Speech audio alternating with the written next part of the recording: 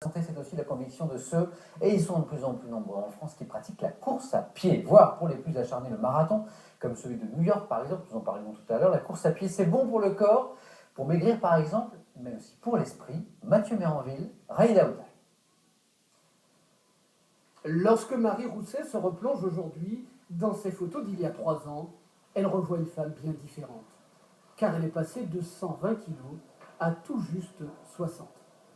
Je me souviens de la difficulté ce que c'est de s'habiller, je me souviens des moqueries, je me souviens de tout ça, quoi. Donc, non, ça me fait rien, j'ai envie de la regarder et ça me motive à plus être comme ça. Aujourd'hui, cette jeune mère de famille de 33 ans est devenue une coureuse confirmée. Elle aligne 80 km par semaine et compte 4 marathons à son actif. Le sport comme thérapie, mais pas seulement, car sa transformation commence ici, dans le cabinet de ce nutritionniste. Son objectif d'alors, guérir de la boulimie alimentaire qu'elle traîne depuis l'adolescence. J'aime bien manger, j'aime les sucreries, voilà, j'aime le chocolat, ça fait du bien quand on est stressé, un morceau de chocolat, bah voilà, moi c'était mon truc. Manger au-delà de l'appétit qu'on a en fait. En 8 mois, elle fond de 60 kilos. Sa méthode, un régime alimentaire draconien, doublé d'un régime sportif presque excessif.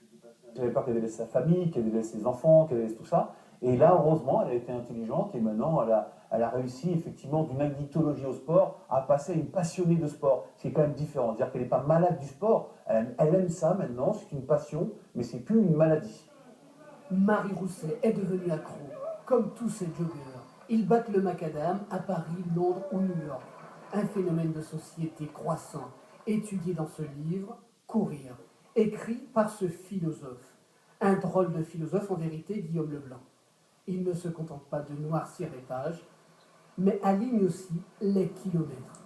Un bon marathonien, il s'interroge sur les motivations des coureurs, pas si individualistes qu'on le croit. Solitaire et solidaire. Et je crois que c'est assez ça qui se passe dans la course. C'est-à-dire on court seul. Ça c'est un fait, un contexte, même qu'on est à plusieurs, on est seul dans son corps, à savoir ce qui se passe dans son esprit. Mais en même temps, dans les grandes courses organisées, comme des espèces de rituels mondialisés d'aujourd'hui, on court pour se sentir au fond dans une espèce de meute. Courir pour écrire, pour maigrir, ou tout simplement par plaisir. À chacun ses raisons. La course est devenue aujourd'hui l'activité sportive la plus répandue dans le monde. Nous allons maintenant